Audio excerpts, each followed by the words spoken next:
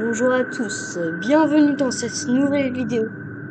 Aujourd'hui, vidéo présentation SCP.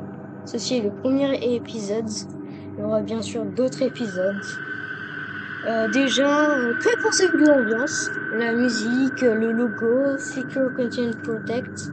Alors aujourd'hui, je dis juste que c'est que la fondation SCP, qui ont d'ailleurs ce symbole-là. Alors, déjà juste quelques trucs. Voilà. Alors, la fondation SCP. Déjà, petit truc, chose à savoir, il y a beaucoup de youtubeurs qui font des vidéos SCP, mais qui ne savent pas ce que c'est. Et donc, ils racontent n'importe quoi à leurs viewers.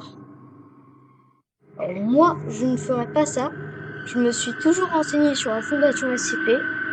Et je vais vous expliquer ce que c'est. Déjà, petit truc, être inapproprié aux enfants qu'ils ont 10 ans ou moins. Sinon, c'est du contenu inapproprié. Je vous interdis, vraiment. Je vous préviens, c'est flippant. Là, l'image, ça va, mais des fois, il y a des images avec beaucoup de sang. Ça peut faire peur. Et voilà. Mais sinon, au-dessus de 10 ans, ça va. Je vais pas forcément toujours montrer des images. Je vais surtout montrer Secure Content Protect, voilà. Donc, on commence direct. Attends. C'est long comme intro. 2 minutes. Putain. Allez, commençons. Donc, dans le monde de la fondation SCP, bien sûr, ça n'existe pas. La fondation SCP, en fait, elle n'existait pas avant. À la base, il y aurait dans le monde des anomalies. Beaucoup d'anomalies. Genre des anomalies qui pourraient être surnaturelles. Par exemple, un jour, tu te réveillé le matin et tu te retrouves avec une planète dans l'estomac. Excuse-moi, mais là, t'es une anomalie. Hein. Donc, le but de la fondation SCP, c'est en gros un truc militaire secret. Et ils aimeraient sécuriser, contenir, protéger des anomalies qu'ils vont appeler SCP. Voilà. Juste SCP. Peut-être parce qu'ils les sécurisent, contiennent, protègent. Ça, je sais pas pourquoi ils ont donné les 3 initiales de leur blaze. C'est un peu con, mais bon. Donc, je disais. Ah oui. Donc, la fondation SCP s'est mise à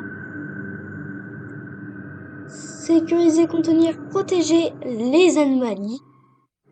Et je vous montrerai des images dans certaines vidéos. Elles sont un peu flippantes, ces anomalies. Et en fait, ils veulent même pas les détruire. Non, ils veulent juste les garder. Et pour mieux les sécuriser, les contenir et les protéger, qu'est-ce qu'il faut faire? Faut les tester. Et sur qui on va les tester? Pas sur des animaux, non. Parce qu'il y a certains SCP, ils n'attaquent que les humains. Alors, dans ce cas-là, on va faire appel à des prisonniers qu'on aura pris de prison, genre des types qui ont genre buté des gens. Et on va les foutre dans une prison 500 millions de fois plus sécurisée. Et en fait, on va les tester sur sur les anomalies.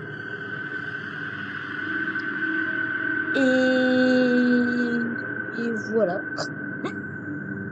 Je me rends compte que la vidéo sera assez courte.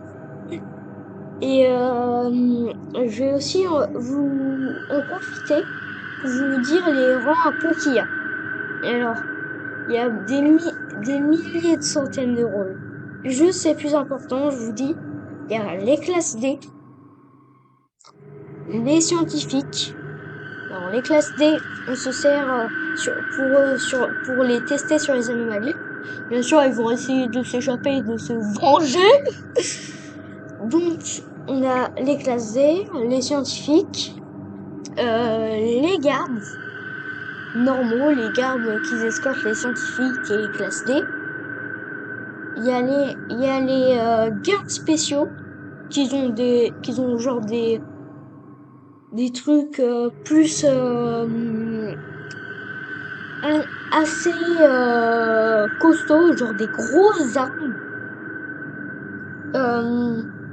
Il y a les directeurs et les O5. Ça, je vous en parlerai dans une autre vidéo.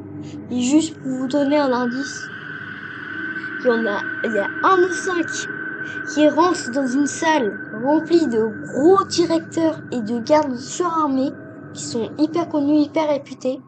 Tout le monde se chie dessus. Vraiment. Même dans certains jeux, ils sont tellement réalistes que tu peux faire une crise cardiaque quand tu vois un O5. Pour vous dire le rang que ça a. En gros, c'est le plus gros rang. Et pour vous donner quelques informations en plus, il y a la fondation SCP, il y a beaucoup de portes. Oui, je rigole pas. Des portes. Mais genre des portes type porte de garage mais en titane super renforcé avec un méga sas de décompression et tout ça là. Oui. Ok. Oui.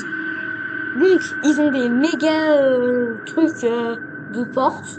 Et en fait il y a des cartes de niveau pour les portes. Il y a la carte de niveau 1 qui est réservée aux membres du Janitoral. En gros, c'est des gens qui travaillent pour la fondation, entre guillemets. Et genre, qui sont... oh, désolé, je baille. Qui ont une connaissance des SCP et qui sont juste là pour nettoyer. Oui, puisqu'il y a beaucoup de cadavres, hein, vous vous en doutez. Et la carte de niveau 0. Petit truc, carte de niveau 0, c'est classe D. C'est juste pour ouvrir leur porte et fermer, quoi. C'est de la merde. Donc, ensuite, on a les cartes de niveau 2. Ça, c'est pour les